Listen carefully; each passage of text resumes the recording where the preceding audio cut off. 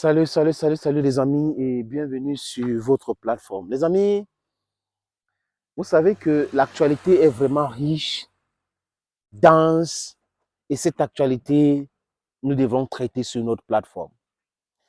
Oui, la Russie par-ci, la Russie par-là, Vladimir Poutine a fait ceci. Quand Vladimir Poutine tue une mouche, Vladimir Poutine a tué un éléphant. Quand Vladimir Poutine mange le saumon, Vladimir Poutine a mangé, comment on appelle ça, la baleine. C'est pour dire quoi? On amplifie tout ce que fait Vladimir Poutine. C'est un nationaliste. C'est quelqu'un qui a compris qu'il faut redonner la puissance et le pouvoir que son pays avait dans le temps. Et il a industrialisé son pays. Tous les indicateurs économiques sont clairs, les amis. La Russie d'aujourd'hui est meilleure que la Russie soviétique et la Russie post-soviétique. Et ils disent, l'économie de la Russie, c'est comme l'économie de l'Espagne. LOL. Vous n'êtes pas sérieux. Ils n'ont pas d'éléments pour dire ce qu'ils disent là. Ils ont peur de dire que la Russie les dépasse. Comment un pays qui est immensément riche, qui a tout sur son sous-sol, qui fabrique des véhicules, les avions civils militaires aujourd'hui, qui est autosuffisance alimentaire, vous prétendez que ce pays est pauvre, qui n'est pas endetté. La Russie n'a plus de dettes. Mais la France a les dettes, les Allemands ont les dettes. La Russie dépasse l'économie allemande aujourd'hui à l'heure où nous parlons. C'est pour cette raison que vous voyez les Allemands sont partout en Afrique, ils sont en train de se... Parce que c'est compliqué. Et quand ils viennent chez nous en Afrique, qu'est-ce qu'ils nous proposent, les amis? Ils nous proposent la sécurité. Regardez ce que Touadéra est en train de faire en République centrafricaine. C'est-à-dire qu'au lieu de penser économie, ils pensent sécurité uniquement. Donc, pour rester au pouvoir, pourquoi pas dire aux Américains, OK, vous venez pour construire tant dans notre pays. Pendant ce temps, mais rien du tout cela. C'est juste sécurité, sécurité, sécurité. Parce que dans le plan du mathématicien qu'il est, il a déjà les équations et il trouve les solutions. Et ces solutions-là sont là. Et vous savez qu'en mathématiques, c'est une science, la mathématique, c'est une science vraiment statique. Et je pense qu'il ne va pas beaucoup évoluer, Touadéra. À un moment donné, on a pensé que oui, c'était quelqu'un de réfléchi, il était en train de faire des bonnes choses, mais ce double jeu aujourd'hui fait en sorte qu'on ne comprend pas où il se trouve, ce monsieur Touadéra. Moi, franchement, qui a soutenu Touadéra, la démarche de Touadéra, qui a essayé d'expliquer parce que j'ai pensé que c'était, il avait la démarche logique.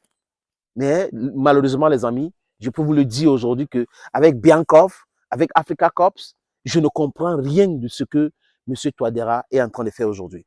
Il est en train de faire régresser la République centrafricaine. Et je vous le dis, s'il ne fait pas attention, il va entrer aussi dans la poubelle, alors que c'est quelqu'un qui devrait entrer dans l'histoire.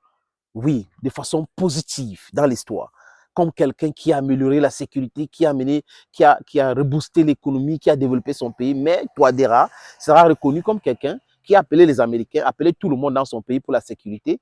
Et économiquement, c'est toujours plummeted. Quand je finis de dire ça, je prends l'exemple aussi sur Ibrahim Traoré. Que fait Ibrahim Traoré aujourd'hui? L'or burkinabé est raffiné au Burkina Faso. C'est de ça qu'il est question. Hein?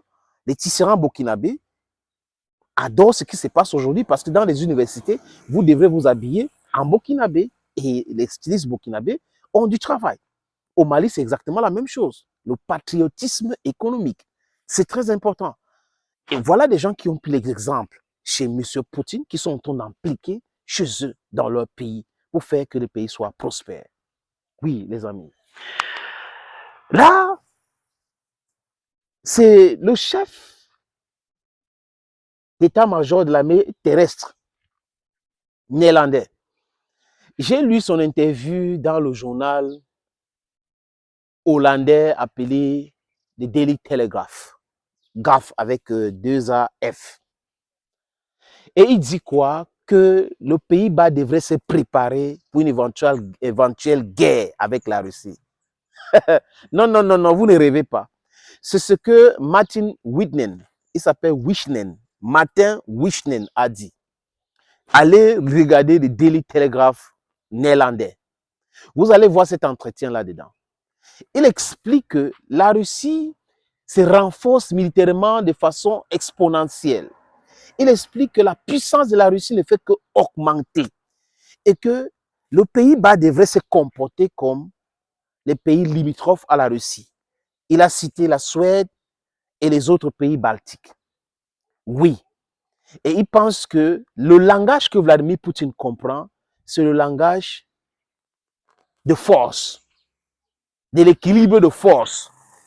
Et c'est uniquement comme ça que Vladimir Poutine peut les respecter. Donc, préparons-nous à confronter Vladimir Poutine.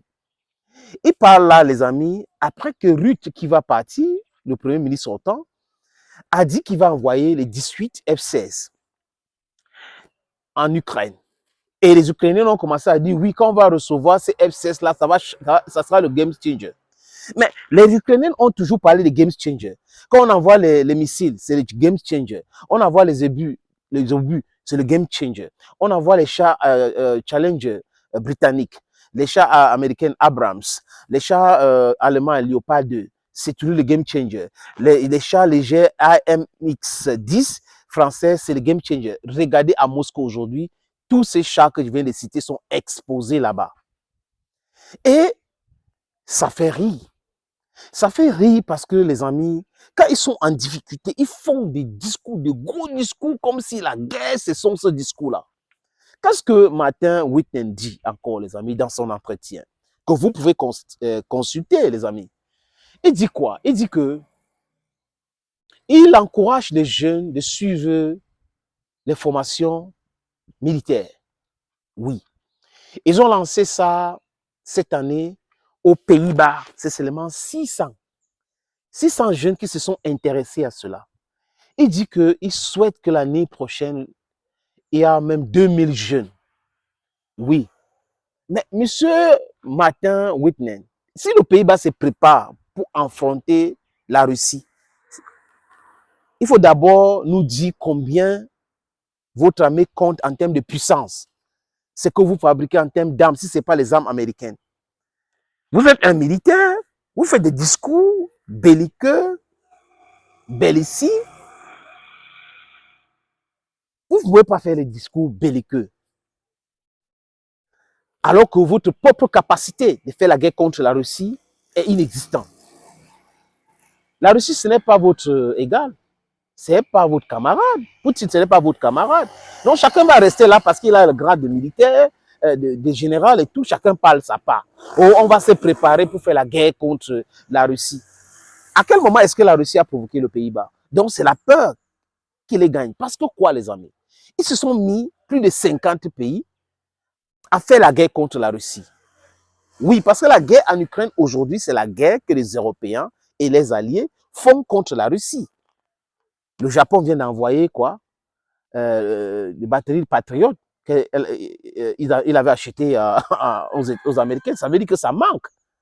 Donc, comme ils sont en difficulté et ils voient que c'est compliqué pour eux, ils commencent à faire des discours. Oh, les jeunes doivent se préparer. Vraiment, il faut qu'on se prépare. Quand s'il y a la guerre contre la Russie, les gens devaient garder de l'eau à la maison en quantité, la nourriture en quantité. Donc, préparer le mindset des Européens et des Néerlandais. Parce que le peuple néerlandais ne se considère pas menacé par les Russes. Mais ces dirigeants sont en train de se comporter comme si la Russie avait dit qu'elle va lancer une guerre contre le Pays-Bas. C'est de ça qu'il est question. Poutine dit ce que Poutine fait et Poutine fait ce que Poutine dit. Mais les Européens disent ce que Poutine n'a pas dit et essayent de faire ce que personne ne les a demandé de faire. Et parfois, même dans leurs dits et les faits, il y a trop de mensonges. Ah oui, trop de mensonges. Vous nous parlez de mobiliser 2000 jeunes chaque année pour les former, formation militaire et tout ça là. C'est pour faire la guerre contre qui? Mettez même 100 000 personnes, 2000, ça ne peut pas dépasser 200 000 personnes pour faire la guerre contre qui? Vous allez faire la guerre pendant combien de temps? Avec quelles ressources? Ça peut durer combien de temps votre guerre? Donc, vous voyez qu'ils sont toujours dans les discours pour distraire des gens. Ça, c'est la distraction totale, les amis.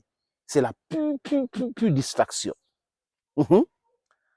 Et je suis sûr que les Néerlandais sont en train de rigoler, sont en train de demander à ces gens, vous êtes entrés dans votre boubier là, et vous n'avez pas demandé la vie du peuple. Aujourd'hui, que c'est devenu compliqué pour vous, vous êtes en train de faire des discours, genre, préparons-nous pour ceci. C'est parce que l'Ukraine est en train de perdre lamentablement, les amis. L'Ukraine perd lamentablement.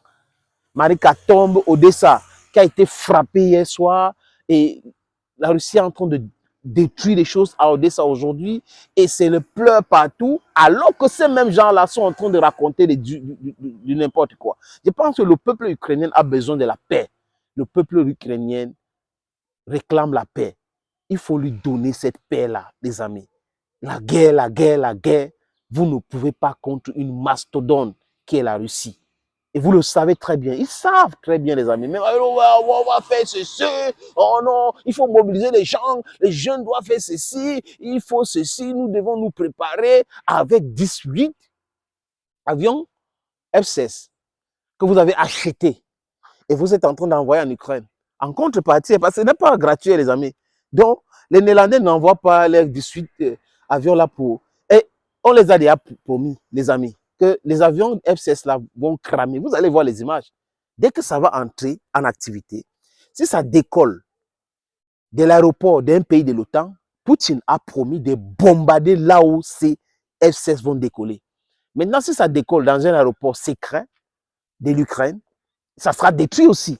Vous avez vu que dernièrement, il y a un aéroport militaire vraiment caché de l'OTAN qui a été bombardé.